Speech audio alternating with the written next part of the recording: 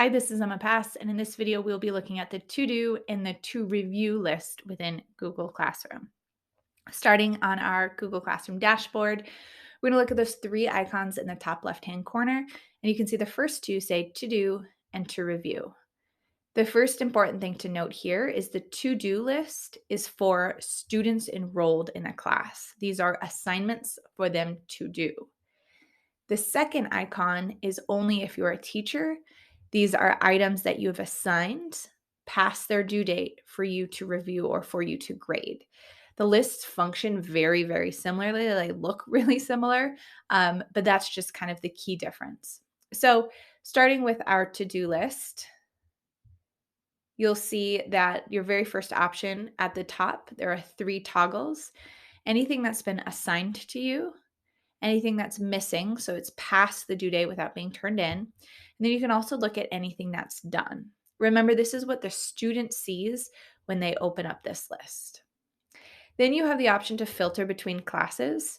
It automatically defaults to show you all classes first, but then you'll see any classes, again, that you're enrolled in as a student.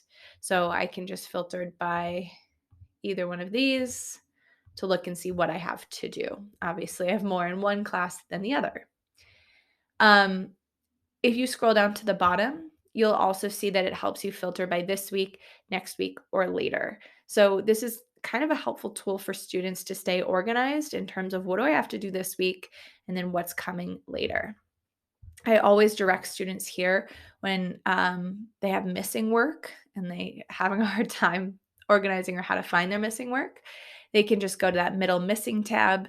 And again, you can see any missing work from this week, last week, or even earlier than that, helping them stay organized with their tasks. And then finally, they can see anything that's done and they'll see their grades that they received for that work. As I mentioned, the to review list for teachers is very similar. We can navigate back from our dashboard, or you'll notice from those three lines in the top left-hand corner, our sandwich there, you'll see where it says teaching before it lists all your classes. You have a to review icon there. Similarly, down at the bottom, any classes I'm enrolled in as a student, I can navigate to the to-do list from there. So to review, again, looks very, very similar. I can filter by anything that I need to review, or the main difference is the reviewed, you actually have to mark it as reviewed or mark it as done. So I can filter by all classes, or I can choose a particular class that I'm actively working on. I can look at work in progress with no due date. And then I can see how many are left turned in that I still need to grade, how many have been assigned, and how many I've graded. Clicking this assignment will take you directly into it to do your grading.